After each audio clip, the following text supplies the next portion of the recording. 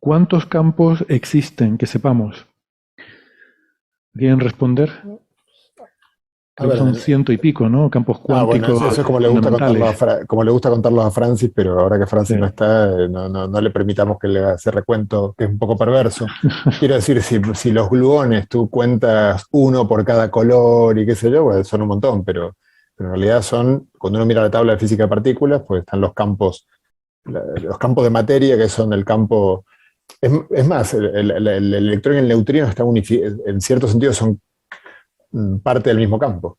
Así que estaría el campo del electrón y el neutrino, el campo del quark up y el quark down, dos copias más de esos, y luego los bosones. No son tantos, o sea, yo contaría Sí. mucho menos que 100 y pico. Francis nos cuenta 130 y pico, ¿no? Entre Sí, que pero cada partícula, y luego el del spin a un lado y a otro, y Claro, es que ambos cálculos están bien, es solamente una forma de darle sentido a la pregunta de cuántos hay, porque la pregunta es, por ejemplo, eh, ¿cómo distinguir entre un campo y dos estados de un campo más grande? Es decir, como bien dice José, eh, por ejemplo, vos podés pensar que el electrón y el neutrino son dos campos distintos, e incluso podés pensar que el electrón es un campo y el antielectrón es otro, e incluso podés pensar que el electrón girando para un lado es un campo y el electrón girando para el otro lado es el otro.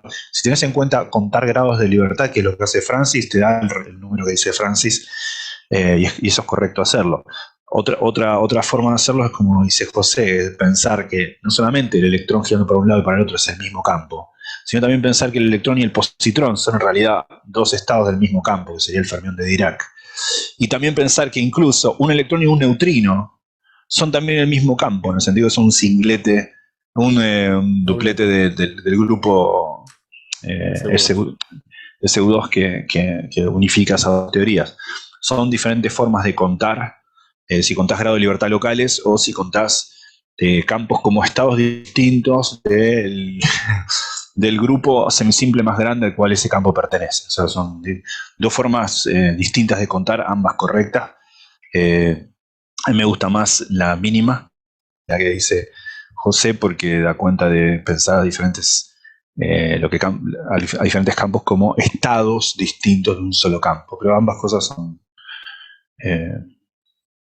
no sé cómo contar, pero del orden de eso, del orden de 30, si podemos duplicarlo sin que nadie... Ahora, esto en el contexto del modelo estándar, ¿no? Porque otra pregunta distinta, ya que hablamos tanto de cuerdas, es cuántos campos predice la teoría de cuerdas que existen. Y en ese caso son infinitos. ahí, claro, Porque cada modo... si uno cuenta lo que tengo en contra de contar los grados de libertad, es que si el día de mañana se unifican todas las interacciones, incluso dejemos de lado la gravedad, pero tenemos una teoría de una unificación que uno... me parece que un lenguaje en el cual el día que se unifique todo no se reduce el número de campos, porque si sigo contando grados de libertad siempre voy a tener los mismos. Entonces, no, yo quiero que el día que unifique diga ahora tengo un solo campo, del cual Claro. todos los anteriores son, digamos, provienen de una determinada manera, pero si no es como que no da cuenta la unificación, la forma. Claro, por ejemplo, en mi misma respuesta está el vicio. Yo dije en la teoría de cuerdas hay infinitos. ¿Por qué digo eso? Porque hay infinitas formas de vibrar de una cuerda. De una sola cuerda, claro. Pero es una cuerda. Claro. En la teoría de cuerdas hay un solo objeto fundamental. Es la cuerda. Lo que pasa es que tiene infinitos grados de libertad distintos para mover. Claro. Bueno, pues muy interesante. Es como si pensamos, por ejemplo, en un átomo y la cantidad de niveles de energía que tiene, y uno podría pensar que tiene infinitos niveles de energía, ¿no? Un átomo aislado en el universo que no tenga influencia del mundo exterior. Entonces, si todos esos grados de libertad los consideramos como que son diferentes estados del átomo o que son diferentes campos que componen un átomo, podríamos verlo. O sea, estoy montándome una analogía en mi mente de que el tener un átomo, esos posibles infinitos grados de libertad en cuanto a la energía que pueden tener sus electrones, lo podríamos interpretar como que son infinitas posibilidades de existencia de ese átomo, ¿no? Fíjate que el quark down, ¿no? Contarlo separado del quark up es discutible, porque el quark down se puede convertir en el quark up. Genera el decaimiento beta. Se puede convertir en el quark up, entonces yo estaría más tentado de decir son dos caras de la misma moneda. Si ocurre un cierto proceso con una cierta probabilidad, se convierte en el otro, liberando, liberando otros componentes, pero en cierto sentido por eso da cuenta de la unificación electrodébil, que el up y el down y el electrón y el neutrino son dos caras de la misma moneda. Entonces yo los contaría como uno solo. Si no, digamos, es que no veo otra manera, si no los cuento como uno solo, de dar cuenta de que la estructura que te dice que son el mismo objeto. Bueno, pero siempre hay partículas que se pueden descomponer en otras partículas diferentes y entonces estaríamos en las mismas de que son todas del mismo campo. Claro, pero estas son al mismo nivel de fundamental, son, ¿no? El quark, estos quarks son iguales, ¿no? El quark U y el quark D son igualmente fundamentales, no es que uno esté compuesto del otro, sino que se convierte en el otro, ¿no? No es la descomposición beta de un neutrón en un antineutrino, electrón y protón, por ejemplo, donde ahí lo que intervienen son los constituyentes internos de que un quark cambia de U a D, sino acá son la conversión de uno a otro, ¿no? Lo mismo pasa con las oscilaciones de neutrinos, por ejemplo. Es cierto, son 3 neutrinos distintos, pero ¿cuáles son esos 3? ¿No? Bueno, ahí son siempre 3, pero ¿cuáles son? Es difícil. A veces, pero también es cierto que el cálculo de Francis, a la Francis, digamos así, también a veces entra en juego, por ejemplo, en cosmología, cuando en el universo temprano uno piensa al universo como un gas, y como ese gas tiene que tener en cuenta todas las multiplicidades, ¿no? En física estadística, cuántas posibilidades hay, ese G, típicamente se escribe como G, el número de multiplicidades tiene en cuenta todos los grados de libertad, y entonces ahí pone un número de 100 y pico en el caso. Si me permites también el tema de fe de ratas, entre comillas, ya, aprovechando que están aquí José y Gastón, ¿no? La semana pasada preguntaron por el tema del número de campos, ¿no? Y tú estuviste diciendo, pues son 140, no sé cuánto, bueno, son 118. Da la casualidad de que los campos observados hasta ahora, hasta el día de hoy, coincide con el número de átomos, de núcleos atómicos observados hasta el día de hoy. Es una casualidad que va a ser coincidente durante unos pocos años, pero ahora mismo coinciden 118 átomos y 118 campos. Y después, respecto a lo que comentaba José, que todo dependía de cómo los ordenáramos, y comentaron el tema de que con la teoría electrodébil o la teoría débil, tú puedes hacer un duplete y unir el electrón con el neutrino. Esto tiene trampa, porque la gran propiedad que tiene el modelo estándar, aparte de ser una teoría gauge, es que es una teoría quiral.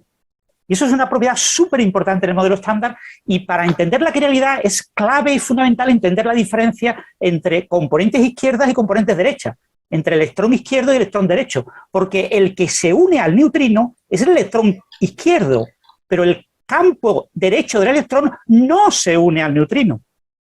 Eso marca una enorme diferencia, porque tú no puedes decir, no, el campo electrón tiene dos componentes, pero es irrelevante las dos componentes, porque las dos componentes se comportan exactamente igual. No, no es verdad, se comportan de manera completamente diferente, y esa propiedad, que se comporten de manera completamente diferente, es clave y fundacional del modelo estándar, y la razón por la cual es difícil obtener teorías de gran unificación y modelos cuerdistas y modelos de todo tipo que comprendan el modelo estándar y lo extiendan de manera adecuada.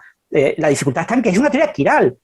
Y lo mismo pasa con el quark arriba y el quark abajo. El quark arriba y el quark abajo, para la interacción débil, se pueden unir en un duplete, pero solamente las componentes izquierdas.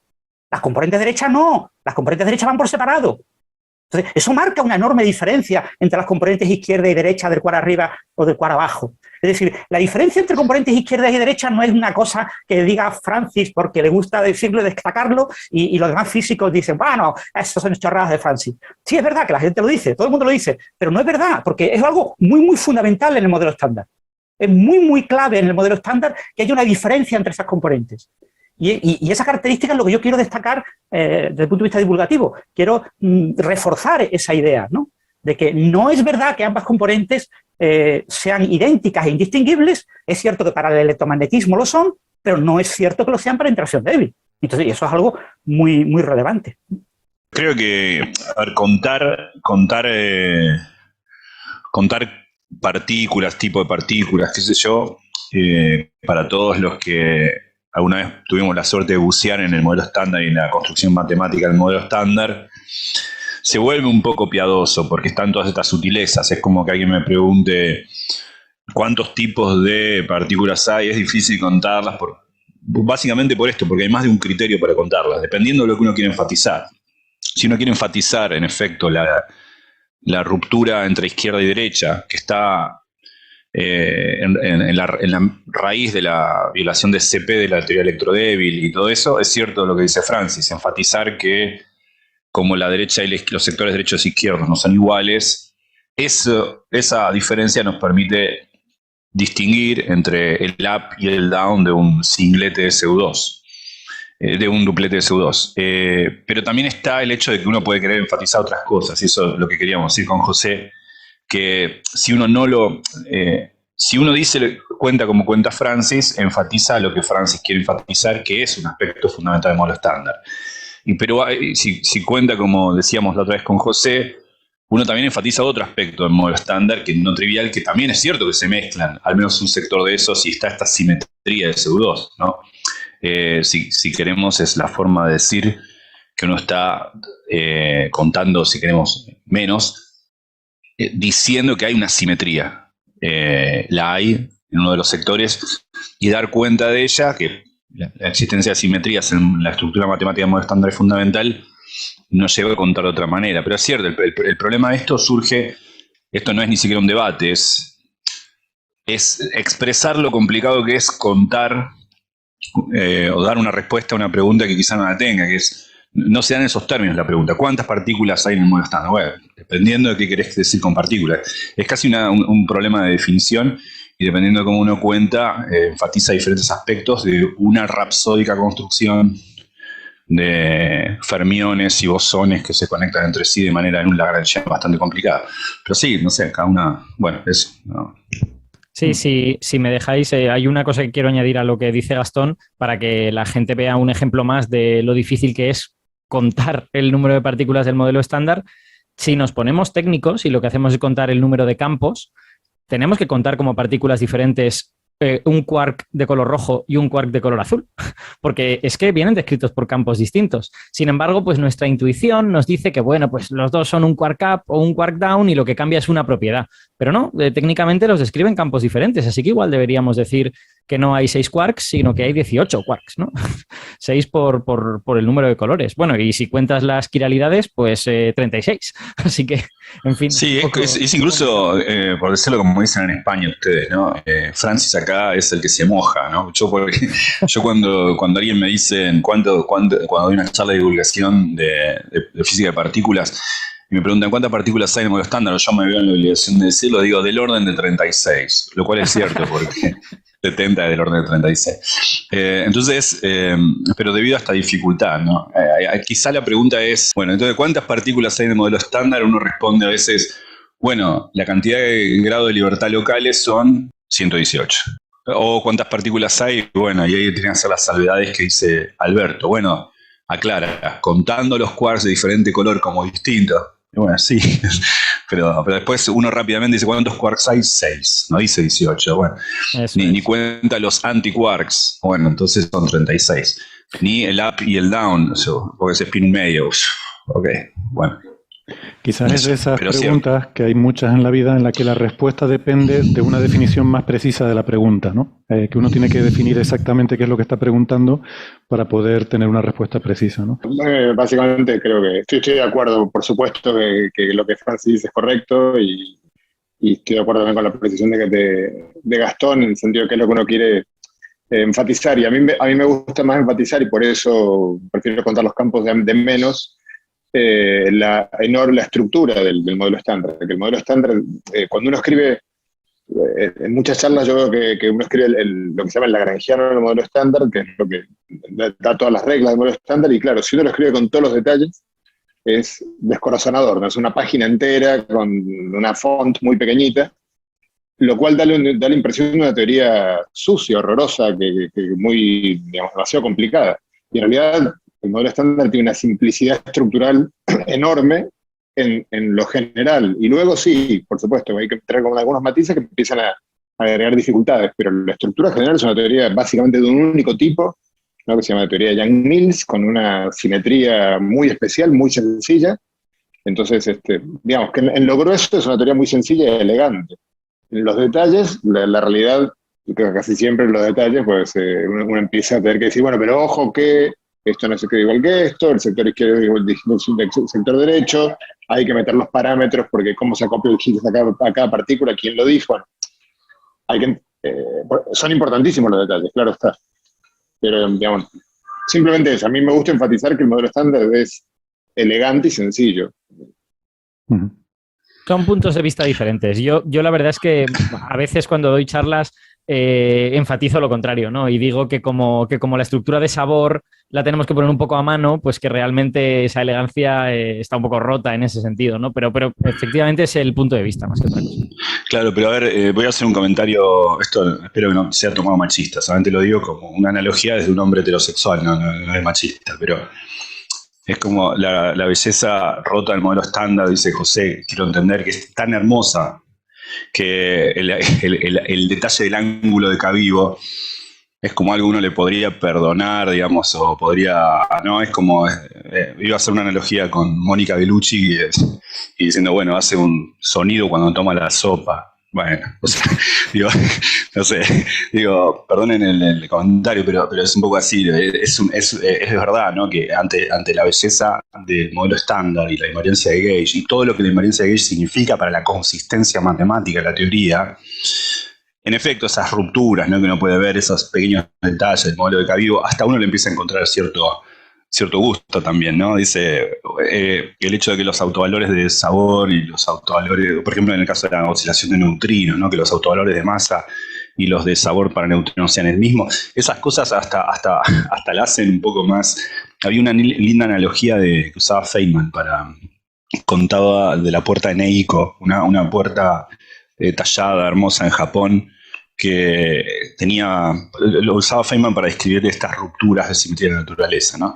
Con unas pequeñas estatuillas hermosas, y la puerta todavía existe, tallada en madera, una cosa hermosa, pero había una estatuilla que había sido tallada al revés, con la cabeza hacia abajo y la pierna hacia arriba, y la idea era que había sido tallada así, de tantas cientos de figuras, para que los dioses no se sintiesen celosos de tanta perfección, como que ese defecto estaba ahí adrede, ¿no? Creo que era así la historia, si no recuerdo mal, la ley de los 90, no me acuerdo mucho, pero es un poco así, ¿no? Que uno incluso hasta empieza a encontrar cierto gusto educado en aquellas imperfecciones, como el ángulo de Cavivo, los componentes de mezcla de la matriz de Kobayashi Maskawa y todas esas pequeñas mugres.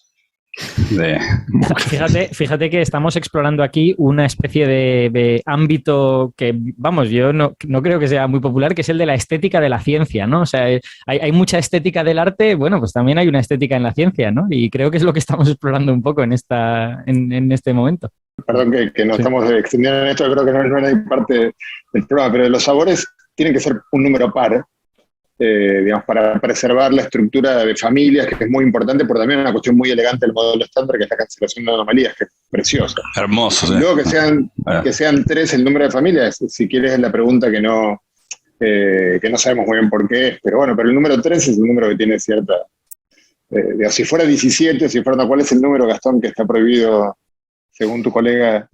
Según el lema de Mauricio Leston es: toda física que sea de mi interés prescinde completamente del número 17. De mi número favorito, pero por favor, necesito una justificación. ¿Pero esto qué es?